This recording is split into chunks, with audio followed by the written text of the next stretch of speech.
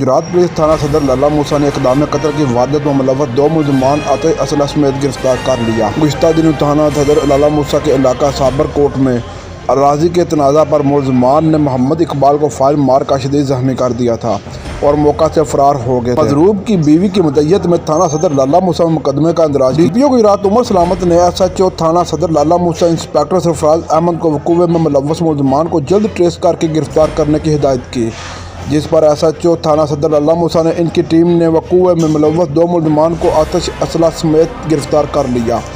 गिरफ्तार होने वाले मुलजमान में अमानत अली वल्द मोहम्मद दीन उस्मान वल्द बिशारत अली सकनाए साबर कोट शामिल है। मुलजमान के कब्जे से राइफल 244 बोर और रिपीटर 12 बोर बरामद कर लिए गए, जबकि मुलजमान की मज़ीद तफ्तीश जारी है।